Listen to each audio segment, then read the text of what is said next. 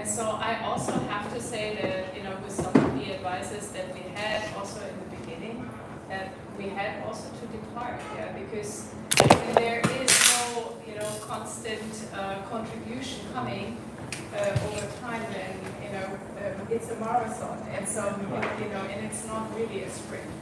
And I think, and that's also now, I'm also in wearing these different hats and also advising some companies, and I'm also an investor besides being a founder, and I'm also here in town, part of Crypto Oasis for the ones who haven't touched this community yet, but it's also one of the bigger incubators and accelerators here in the region. And just seeing advice really also, you should be with a project also for the long run. And I think there's sometimes this, a little bit also, I have to say, in the investor space, this how quickly can I get my initials out, and the rest is just, fun side. In the traditional family office and venture capital space, you are investing in a project and in a team and in founders, and you're with them on the long run. You're not thinking about an exit strategy in 3-5 years. Sometimes it takes 10 years. And I think this is a little bit what our space has to, where we all have to evolve, that we need to understand this is not only about quick speculation. So sometimes it's fun to speculate, right? And have some quick gains. Everyone likes to see the 10x and more. But at the end, when we all want to stay here for the long run and take it serious, then we need to invest our time and our life force into this. That's awesome. We like that. Hey, Frank, what do you think is the right dynamics between a project and the advisor? Like, how important is the role of an advisor in a project?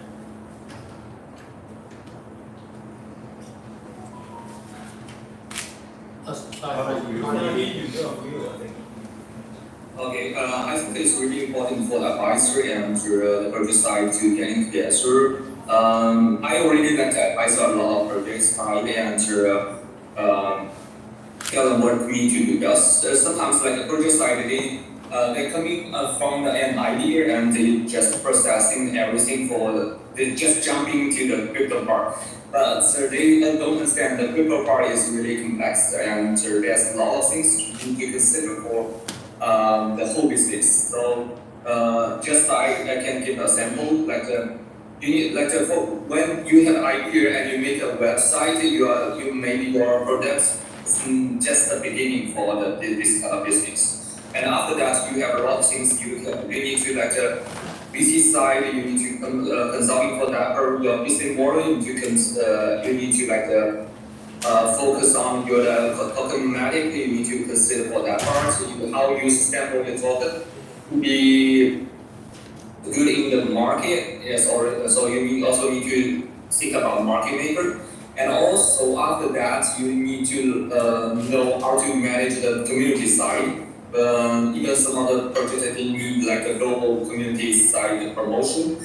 So there's a lot of aspects you need to consider for good projects, and also PR part, corporation part, ecosystem part, a lot. So every time I advise good projects, I just from one beginning and just like raising a baby, and how can they succeed in the future is my really concern about that part. So there's a lot of things you need to do for the project side. So I think the project advisor might be like a mother to the kids. The mother loves the kids, and this is how we can raise them for in the future. And also, the business fund is also really important for the project side. And now like it's a little bit market, a monkey market. Okay, let's say. So most of the project they cannot raise money for that part. And the VC side only invest some of the infrastructure and not a lot of projects they can get funds. So the fund also important. This is why we are in Silicon Valley. There's a lot of funds in Silicon Valley, and we can in the future we can assess the projects on that part. Okay. Thank you, Frank. Hey, George, I know you have been in the space quite a while, so love your take on it. Yeah, from an advisory role, I've seen a mixture of experience going back to 2013 to 16. It was all about, how do I buy and sell Bitcoin? That was all about it. So my clients essentially was, where do I buy Bitcoin from? 2016 onwards, there was this massive talk about, blockchain, not Bitcoin. Now there were courses in Dubai that, you got certified in blockchain technology, but you didn't know absolutely anything about Bitcoin. So which was a big kind of, daunting experience during that time. 2017 was the whole ICO craze. So my advisory role at that point of time was, speaking to businesses and startups and even a couple of venture capital funds. They should literally write a white paper which is copying for someone else. And using that, they used to, raise millions of dollars. And then the rug pulls used to happen. So again, something which Melanie also said, trying to understand what the clients want, when the exit strategy is. That during that point of time, they didn't even know what the exit strategy was. Now 2018 and 19, as the prices went down, again the hype goes down regarding ICOs. Then the whole NFT hype goes up. So I have a couple of advertisements, and even though the advertisement is purely about Bitcoin, the first thing they ask, how do I buy NFT? They don't even know what NFT is. So just trying to explain to them what NFT is. The metaverse hype is also massive. Now what I think personally from next year onwards, so far as the advisory role is concerned, I'm not sure if you guys have heard of central bank digital currencies. So you call it CBDC. CBDCs, yeah. So yeah, the Central Bank of UAE is also working on central bank digital currencies. So I'm hoping that the next year or so, a lot of the events will be around central bank digital currencies. So, just making sure that the clients understand what the protocol is, what the product is, and giving them the right time frame. I think that is something which is critical, and that is changing over time. So one thing which we were discussing earlier on in 2020, the massive talk was about DeFi. So I'm not sure if you guys actually check the news often. Because of my podcast, I tend to research every day. Now I'm literally finding it difficult to find the information about DeFi. But in 2020, all the news was only about DeFi and everything. So that thing constantly keeps changing over time. So just making sure you're updated with that, making the best use out of it. That's what the advice is. That's great. Hey, Sam, you have worked with different projects over here. You help a lot of project leaders over here. So, could you enlighten us on that? So I think as a founder, right, if you're running a project, I think the first thing you figure out is what kind of advice you want from the advisor. Because in old traditional startup, right, it's like I'm starting a GameFi project. Maybe the first advisor you want to find is actually someone know how the game industry works. As a founder, you are not really literate or really have deep experience of the field. You need a kind of an advisor for that. But that advisor doesn't mean, as you said, right, right now you're running a Web3 project, you actually have the whole blockchain, crypto exchange, and tokenomics, that kind of things too, right? So that advisor may not be good for this kind of advice too, right? And then eventually also, the third kind of advice potentially a founder may need is actually how to run the company, how to handle the people, what's the dynamic, how to close the deal. So it's actually so, you cannot choose the advisor right now for the founder is much more complicated than before. Because before, advisor really just advise. There's not too much like financial they deal between the founder and the advisor. But right now, at least for the Web3 project, I can see that the advisor really handle a lot of operation, need to work a lot to help the project. So as Melanie said, right? So you're gonna make sure at different stage you may need different advisor, and some of the advisor they start their own project, whatever. So maybe have less time to help you. So what you need to do is when you sign the advisor deal with them, have a clear, it's like 2-year vesting period. So if the guy really just productive for the first month and then disappear, then you don't send a lot of equity of that guy. You can just fire him and then only give you two months of worth of equity and token and move on and find something else. That's I think something that the founders will bring. That's interesting, yeah, but I like what you mentioned, like the role advisor kind of changes. It's almost like, it's almost like, it's not calling advisor more like a partner, really, right? I think that's what you kind of alluded to earlier with some of the previous project. Yeah, and it's, you company are also developing and evolving, and therefore need to be different advisors also sometimes at different stages. You're totally right. Actually, earlier got a message from one of the early startup folks. They've been talking about tokenomics. It's sort of like a mystery word. So like, I guess not many people realize how important tokenomics is. So could you kind of share, just we have some fresh folks out here, kind of demystify tokenomics, like. Yeah, I mean, we really worked more than a year on the tokenomics, and I had great luck at that time when we started. I was in Berlin, was not living here yet, and Berlin was in 2018 and 17, 18 also still a very vibrant blockchain community. A lot of the OGs from the Ethereum developer crowd were in Berlin at that time, and I had great luck that the real OGs were my office neighbors, so nice. that are known now as Polkadot, and Gavin Wood, Jutta Steiner, Björn Wagner were my office neighbors. And they were actually the first who I knocked on the door and said, guys, we have a protocol in mind for word of mouth marketing, can you please help? And so I had these amazing, very knowledgeable people helping us. And interestingly, our core tokenomics or economy architect and token designer is a Bitcoin expert. Wow. to get someone like this, and he and his team, Stephanie and Daniel, so they also built one of the very strong Bitcoin events out of Germany, are in this space really for very long, and he's also currently doing nothing else than working in the Bitcoin developer community and contributing there. And so I was very fortunate that someone like this, was willing to work with us and use this knowledge. And we have a full economy paper only for the token design. Wow, okay. Wow, that's pretty impressive. Frank, could you share with the audience, why tokenomics is important, for early stage startup? Do you have any insights on that? You mean tokenomics, right?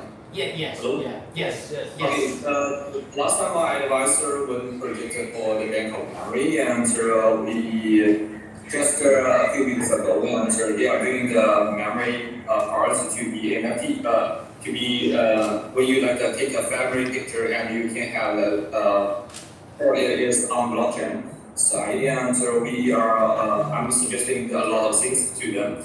The first, one of the important part is the tokenomic part.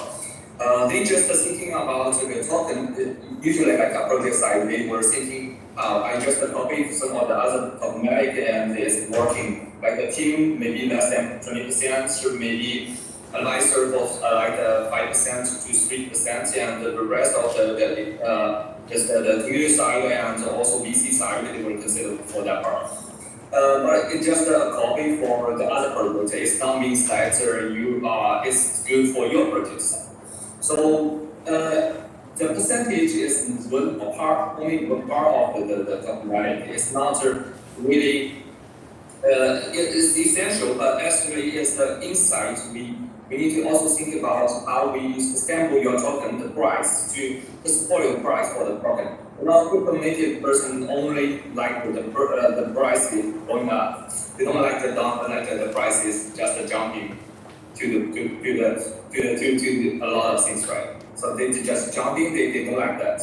So what I said is when we are advisor of the side, we need to consider how your project, how is the stacking model, how is your burning model. There's a lot of things you need to consider, and combined with your project, what kind of projects you need to consider, how you work with the community side and how you promote side. So there's a lot of things you need to consider for the project side. So I advise that the tokenomic part, they need to still changing that part a little bit. And also, they need to also refer to others. They also need to have some token for developing product. And another thing is they perform this doing the token to send to their parents or their mother, their kids or their relatives. But for me, I think it is for if token is not so good enough, maybe give the family NFT is a good stuff. So there's so many suggestions I give to them. So not only just tokenomic, but how you your project is proper with the tokenomic, how your token can work for your project, right? And the price not jumping. This is really important. Awesome. Thank you, Frank.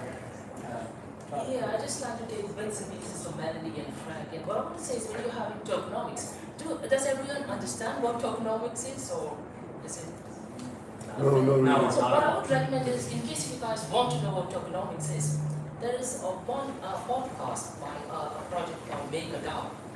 This was released back in 2018. Very simple, so to give you an understanding of what tokenomics is. So essentially it gives certain governing rights and something which Frank also mentions, where does NFT fit in? So there is a very thin line that we discussed earlier as well between security token, utility token, and as a founder, what is it that you need to say? So legally certain things that you can say, even accidentally, even something like general chat, that could actually lead the entire project to go as a security. There's a completely different protocol. So when it comes to tokenomics, just try to get the basics first. Try to check if it's actually relevant for your particular project. Again, something which Frank said, at the area where the bonding mechanism kicks in. And because in the cryptocurrency space, there's a massive event taking place in Ethereum in the next 2 weeks. So if you want to read through that particular update, it is extremely technical. So listen to my podcast, I'll get more viewers on that. But other than that, I don't have much to say as far as tokenomics is concerned. My answer is very simple. Just work with XT and then you have your figure out everything. There you go. There you have it. Your project. Anyways, I know we're closer to the end, but we'd love to give some time to the audience. I know you got some fresh folks that have some questions. Anyone has questions or I don't know, maybe. I have a question. When should someone start with their tokenomics? When starting a project, Web3 project, when should I start building my tokenomics? Wow, interesting. Yeah. I mean, at the end, first of all, when you're looking into the Web3 space, you really need to have a good answer why you're using blockchain. Mm-hmm. And when you're using blockchain, then the question is still, do you need a token? Mm-hmm. Yeah. So if you have this figured out, that blockchain is really an added value to your project, because it not always is. It's also a hurdle because it is an infrastructure technology that you need to fit in somehow into your project. And especially when you're talking about socialify now and gamify, it really needs to be a good fit and make the game better than it would be without any usage of blockchain. But tokenomics is something you need to start immediately because it actually is the way to incentivize a community, but also to punish.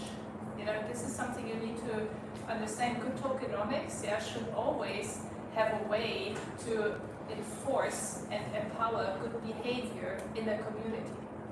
Yes. So when you are good incentivized, not be over-incentivized to scam, right? I mean, it's kind of, I actually have to say that we are in the socialify space, and we have this to-earn models, various to-earn models in our apps. We have various apps where our protocol is integrated. We just face, again, a tremendous attack from users who just, want to get most of the tokens out of what they're doing. And then we have to see, okay, how can we protect the protocol for these kind of malicious behavior? And this is where tokenomics come into place, where good staking mechanisms, what Frank mentioned, where you have to have this feeling of, oh God, if I behave wrong, then I might lose high stakes. And this is, I think, tokenomics is something you need to start in the beginning because, Right.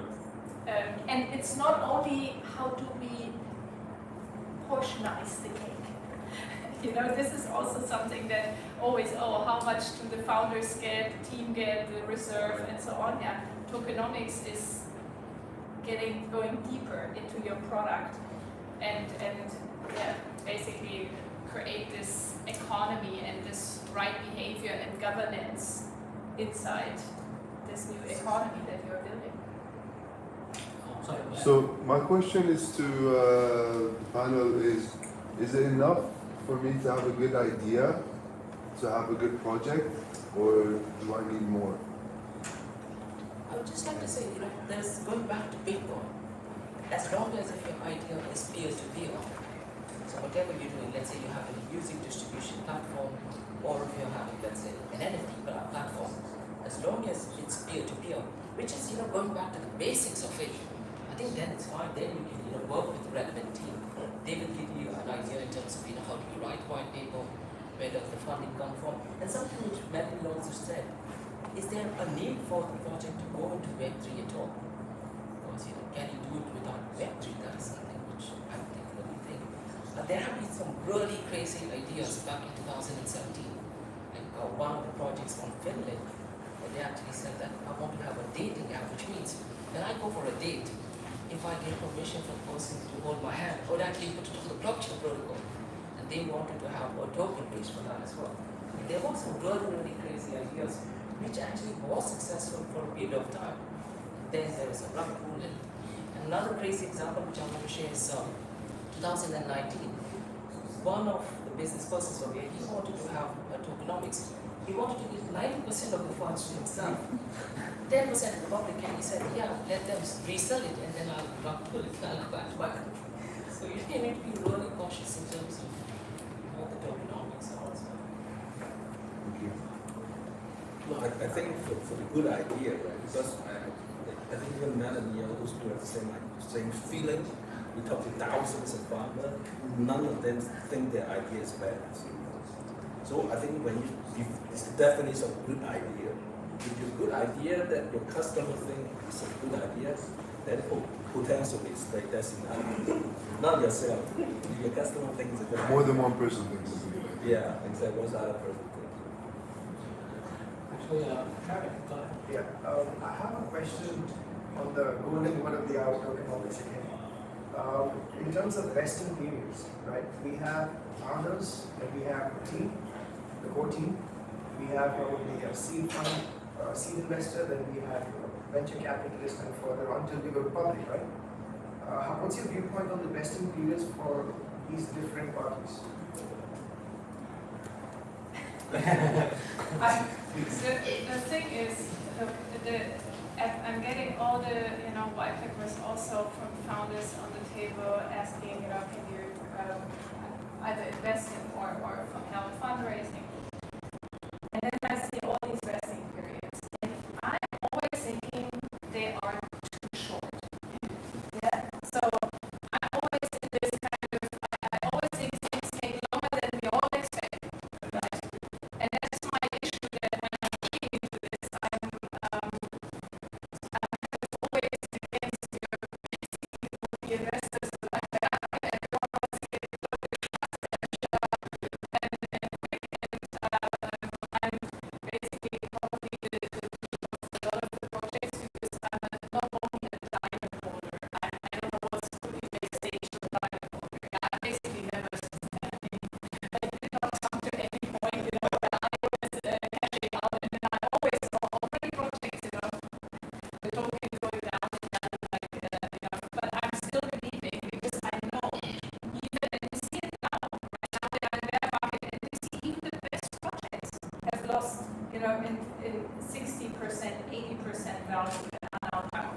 Are they now bad, right? Just because it's now the bear market, right? We just need to go through, stay with them and continue. And therefore, vesting, I see in all the papers for me, it's all too short. Yeah, and I tell you what, our project, for example, we have just 10% for the users a way to exchange and cash out whatever they earn. Also my team, even myself, we would get access to some tokens earlier, but then I really talked to the team and to everyone, and I said, we are now 3 years here, and we need to be here for the next 5 or 10. Yeah, till we get to this kind of an exit. Yeah, and so I had to go also back to my whole team and say, none of us, including myself, is getting one single token. And so this is how things also change, because you feel, okay, we need a little bit longer. Yeah, we need to build and also bring it to market, and it takes time. And this is, I think, what a lot of the projects and also founders, advisors, investors, there's a misconception. Just to share one example, you guys know a project called EOS by any chance? At one point of time, used to be an Ethereum killer, and they raised $4 billion. So compared to what your companies are raising, 2 million or 3 million, they raised $4 billion. At that time, the talk was, Ethereum will no longer exist. EOS will take over, and now pretty much no one knows about EOS. So they have the $4 billion, and what they did with that $4 billion? They bought Bitcoin. So, and then they were gradually paying the fines, and they worked it in such a way that when SEC used to go after them, they were ready to pay fines. Imagine raising $4 billion. You're paying $25 million as fine. It's a very good bargain for them. So again, their rights were completely different. And their whole idea was that we will invest this $4 billion as and when the protocol needs it. Where is EOS now? Actually, I know there must be still a community building, or I mean, it's shrinking though. I mean, he brought us a lot of EOS too. Yeah. So. interesting. Yeah, I think one thing to ask, I think even that's actually become part of the economic design too, right? You need to understand, because different constituents who holding a token, they have different incentives. Just like you said, like, of course, I agree with Melanie, you want to lock up as long as possible. But then no investor will invest in the token, but they just want a quick fix and sell, right? So actually one of the study recently happened is, so for those investors, actually those guys are done, just actually unlock them right away. Because you got to remember, for token, the maximum liquidity you have is actually during the token generation event. So it actually is the first thing. So if you actually know those people are down, you let them down right away. Because then you can still control the price. If you let them down later, when your volume go down, then actually really gonna hurt the token price. So that actually depends on who you are talking to. So for the community, they have more incentive not dumping the token. Yeah, you can lock them up longer and then give them more incentive. But then for the VC part, because you gotta get the money from them to build a project. Right? Yeah, just let them down in day one, but you prepare for it. So that's why. Then it will be much better if you handle that way. Hey Frank, would you like to share your thoughts? Share thoughts. Okay. So what I said is just already you shared a lot for the thematic part, and what I think the another thing is like just think about Luna things and the stablecoin. You can see like the thematic is really important there. Like the stablecoin, they have a lot of mechanism and they double coin for each other. And if your token market are not designed well, and it's just like what Luna happened for the crash. So it's really important to design for that part. And also like a lot of person already said, like if your token market is designed really well, and it should be like really stable. Nowadays like a lot of projects that they are crashing, and they don't have support. They don't have support for the tokenomic part. It's not a share of the everything. It's not a share of your token side or a share of your company. It's not a share of that part. It's more about how you make your coin good for the market. And can sustainable for future. It's like that part. Okay. Thanks, Frank. All right, last question. Yeah, I had a question actually. Question was more about the investor/VC hat that you guys hold. I want to know how dynamic the Dubai market is right now for you guys. Like how many piles of projects do you have on your desks, kind of. And second of all, as investors, what is it that you particularly appreciate? Where's your appetite? Early stage, Series A, seed stage, and from a technological point of view, like, do you have different interests, or is there something that really stands out for you guys? What I do is I look at information on a daily basis in terms of new startups. People are raising funds quite a lot, and right now the trend is moving towards startup. And this is particularly the second half of this year. So if you're a startup, and depending on the Web3, the whole identity, privacy thing is a hot topic right now. So if you have an idea linked to that, Abu Dhabi is getting a lot of eyes right now. In Dubai, there's a lot of eyes across, metaverse. So if you have any project related to metaverse, this is something to do with ETF and more to do with US. So one of the ideas that you guys know what exchange traded fund is, right? So a lot of the Bitcoin ETFs are getting rejected in the US, but if you just add the word metaverse, even though it is not linked to cryptocurrency, the chances of it getting high is extremely high, which doesn't make any sense. But if you are looking for funds, some ways if you just throw the word metaverse, this again goes back was icing on something completely different. So changes over time. A few months ago, with this NFTs, you can put on funds.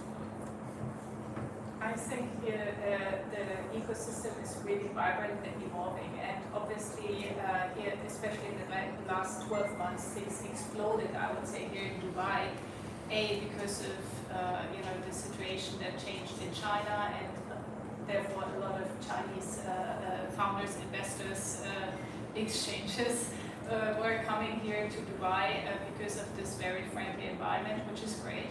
And then obviously now the conflict between Russia and Ukraine brought also amazing talent and founders and investors also here to Dubai.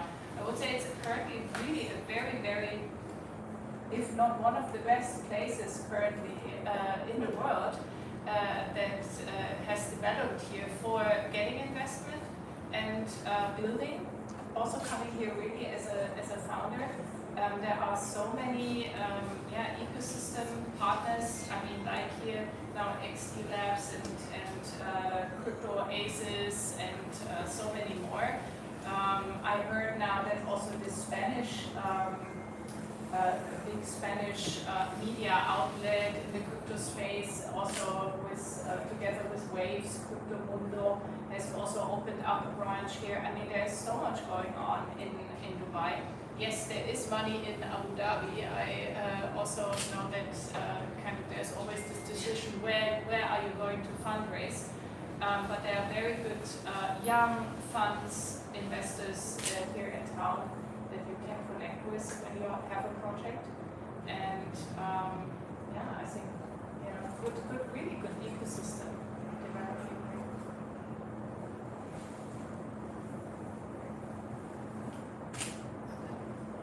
Right, I'll end this panel with this last question for you guys. What's your best advice you'd like to give to a project for them to think about? In my sometimes darker moments, I always like to watch the video of Bill Gates and Steve Jobs. The interview where, and I think that was just the best advice that was ever given, right? That as a founder in this space, it really needs this crazy passion. If you don't have it, then you're not going through these darkest moments. And these dark moments are coming, no matter if you are in Web 3 or in Web 2. I think in Web 3, the thing that we all are facing, and I see it because we have the SocialFi project and various apps, It's really the adoption when it comes to socialify and you're getting out of the Web3 space. Yeah, everything DeFi and NFTs, and as long as you're in this bubble of people who are already interested, it's always easy. But how to get it to the next, really to the next phase? I'm actually even being an advisor for fitness finance and Step App.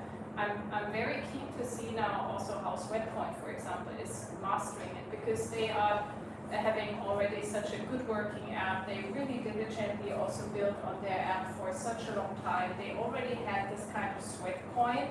They were already thinking about it, I guess, early on, but didn't do it because of regulation, because of this. It's not easy if you're not a crypto lover to get into the crypto space, you know, with exchanges, with transitioning, fiat, etc. And so it's gonna be a very interesting case for all of us to watch how this is going to work out now with them embedding Web3 into their product, right? Frank, any words of wisdom for upcoming superstar projects? Yeah. What I said is like to give some advisor to projects like what I'm thinking is like the first thing is the project side the founder need to understand what is crypto part. But nowadays I saw a lot of projects that they are jumping into the Web3 because Metaverse or NFT part. They are really love all these things, but this you need to be learning. You need to keep on learning, and in this industry you can understand the whole business of the crypto part. Another thing is like the first thing is that you keep on learning. The second thing is like you need to be in the ecosystem. The ecosystem is like you cannot like build your product just at home and don't talk to anyone for that part. You need to like talk with the others. You need to see the VC side. You need to talk to the advisor side and to understand better of this ecosystem, and then you can get a help from them. And I think that most of the person they are really love to do that part, and they will tell you what is going on for this industry, and you can quickly learn a lot of things. Another thing is the third thing is you need to I suggest the founder part is build your community. Community is really important for the project side. So if you don't have the community side, and this means like not too many projects are loving you. So your price will crash at the end. So the community side you need to be very careful about that part. Last time I talked with one Web2 project, that they said like I don't care about community and about the price of the token. So if you don't care about the token and the community side, all you can succeed in Web3. So this is my suggestion for them. Yeah. Thank you, Frank. Okay, George, could you share some advice as well as we recommend project leaders to? General advice, what I would recommend is, when you look at information, make sure you get information from a source. How Donald Trump says, a lot of fake news going on right now. You'd be surprised, some of the mainstream media, in cryptocurrency also, they're tweaking the information, they give you information that you want to hear. So even for any particular project, try to read through the white paper as long as you understand basic level. Question the team, directly send them an email. And believe it or not, the right and genuine team members, they would reply and they would have a one-on-one session with you guys. Other than that, if you guys want to build the knowledge, I think podcasting is, and you can listen to my podcast, but generally speaking, of course, podcasts are brilliant way, just getting more information about the product. Some really good ones like Peter McCormack, what we project, Unchained Capital, quite a lot. That is where I think the more you understand what Bitcoin is, you would understand what it is not. And the same thing applies to other protocols as well. Even Ethereum, the more you understand what it is, you would know what are the things which actually cannot. The same thing for Metaverse and self-advantage. I think my position is really bad because there's so many experts in front of me, pretty much they answer everything you can think of. But I think that the last advice I can give is that as a founder of a project, you really need to always remind yourself you need to be balanced. Because for me, I'm a bias to only incubate super technical project. But then because they're so technical, they spend pretty much 90% to 100% of the resources on doing engineering. But then the marketing is really, really bad. That actually hurting them. So for advice to every other project, you always want to try to achieve a balance between like economics, marketing, like community, engineering, It's actually much harder than before compared to the Web 2 startup. Because at that time, I build a product, have an MVP, and then catch the customer. It's so easy. Right now, you need to start building your community without anything. Only with a light paper, white paper, right? So that's why you gotta try to achieve balance. That's why I always put that in the back of your head. Let me sing some balance. Thank you guys for your words of wisdom. It's the end of our discussion panel. If you guys have any questions, you can personally reach out to them, talk to them. If you need money, go to Sam Live. So, okay, thank you guys.